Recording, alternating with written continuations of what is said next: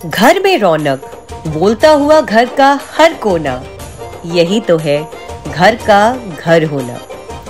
सूरज की किरणें नया सा संदेश रोज लाती हैं और मेरे अंदर की प्रतिभा इस खुशी में सारी कमियां भूल जाती है।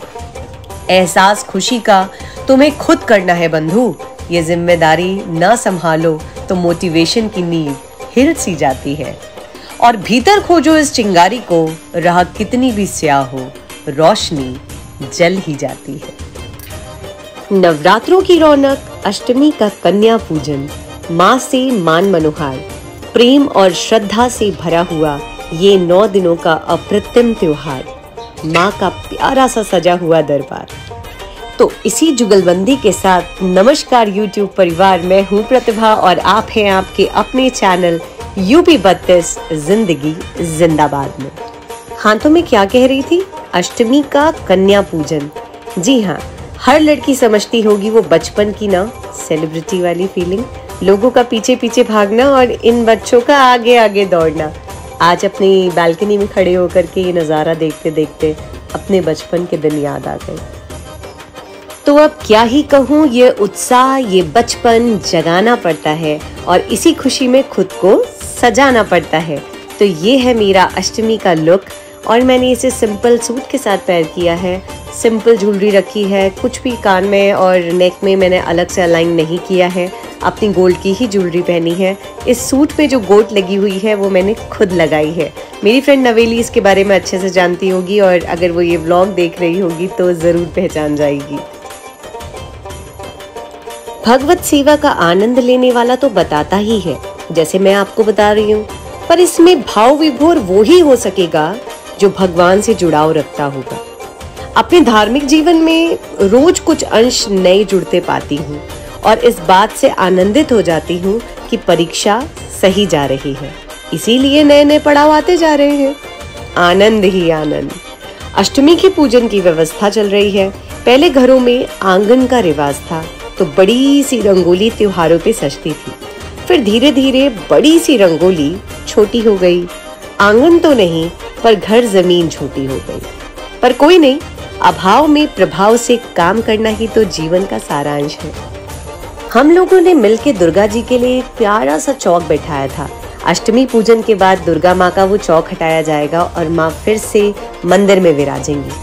आलता लगाना मुझे पसंद है और अच्छा लगता है पैरों को रंगा हुआ देखना, लेकिन डेली लाइफ में तो नहीं संभव हो पाता, इसीलिए थोड़ा लश्कारे और इफेक्ट मारते हुए आलता लगा रही हूँ। आलता शुभ कामों में शुभ सृजन की पहचान है और आलता पैरों में सजता भी खूब है।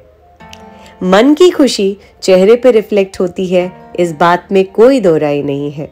तबीयत में कुछ 60% का आराम है, आवाज़ थोड़ी सी बदल गई है, लेकिन मेरी आवाज़ मेरी पहचान नहीं, मेरा अंदाज मेरी पहचान है। चैत मास की 9वीं तिथि, मर्यादा पुरुषोत्तम श्री राम का जन्म। नाम की महिमा इतनी सुंदर कि लेने मात्र से चित्त निर्मल। तो सोचिए, जिसकी महिमा इतनी सुंदर वो कितना सुंदर होगा।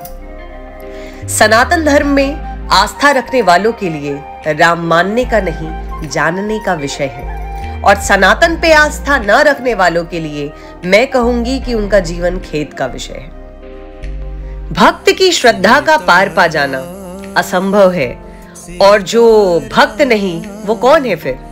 विभक्त है, बटा हुआ, और जो बटा हुआ है वो कभी भक्त हो ही नहीं सकता। ये 6-7 मिनट का जो सफर है उसे संपूर्ण श्रद्धा भाव से देखिएगा, विभक्त होकर मत देखिएगा। मनुष्यता ने जितना कुछ सबसे सुंदर देखा या सुना है उसमें राम सबसे सुंदर। बहुत से साधु महात्माओं को मैंने कहते सुना है कि भक्ति के बहुत से नियम होते हैं, कानून होते हैं। मैं कहती हूँ भक्ति का कोई नियम कानून नहीं है। विधि विधान नियम ढकोसला सब इंसान के बनाए हुए कार्यक्रम। ईश्वर को इसमें मत घसीटिए, वो बस भावना के अधीन है, मना भावना के। कोई जरूरत नहीं बहुत कुछ करने की, लेकिन बस कर्म और भावना गलत नहीं होनी चाहिए। भक्ति वैराग्य नहीं है, भक्ति ईश्वर से गठबंधन है। इस बात को समझने में समय लगता है, एकाएक नहीं होता, लेकिन धीरे धीरे आपका मन, आपका सद्गुरु, आपका ईश्वर आपको वो रास्ता दिखाता चला जाएगा और आपको उसके जवाब स्वयं अपने अंतःकरण में मिलना शुरू हो जाएंगे। ये मैं बहुत पर्सनल एक्सपीरियंस के आधार पे कह रही हूँ और अगर मुझे आगे मौका मिला तो मैं इसके बारे में आपसे ज़रूर कुछ ना कुछ और सत्य घटनाएं साझा करूँगी। आदि अनंत को अपने भीतर महसूस करना और प्रेम भाव से उसमें खो जाना। यहाँ कोई शर्म नहीं है कि लोग क्या कहेंगे। अपना प्यार दिखाने में कैसी शर्म। यह अनुभूति, ये भाव सबके लिए नहीं है। जब ईश्वर स्वयं आपको छूते हैं तब आपको धर्म की राह अपनी ओर खींचती है और जब वो ईश्वर आपसे प्रेम करता है तभी आप अपने प्रेम में भाव विभोर होने लगते हैं।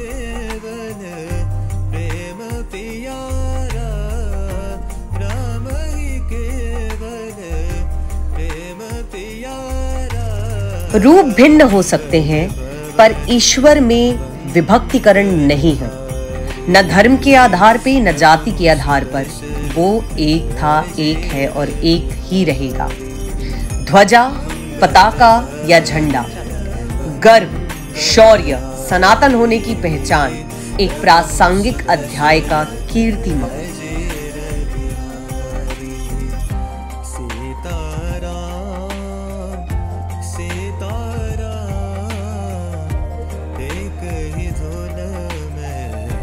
कभी मन के भीतर की वो शांति तलाशना कि तुम्हें वो किस चीज में मिलती है। पूजा करना उसका एकमात्र उत्तर नहीं है। मंदिर जाना उसका एकमात्र उत्तर नहीं है। ये वैरी करता है हर एक इंसान में, उसकी पर्सनालिटी को लेकर के।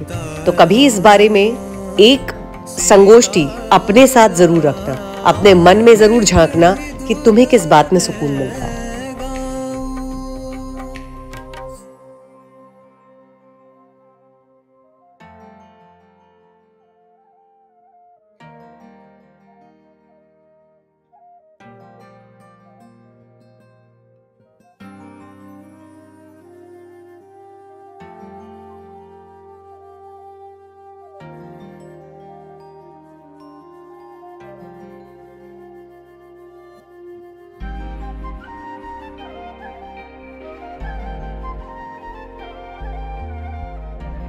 अब ये धर्म ध्वजा घर में लगाने जा रहे हैं। मैं और राघव उठ चुके हैं, नहा लिए हैं। तो आइए चलते हैं और विश्व में अपने धर्म की पताका को फहराने के लिए एक कदम आगे बढ़ाते हैं। तो आप सभी को सपरिवार रामनवमी की बहुत सारी हार्दिक शुभकामनाएं।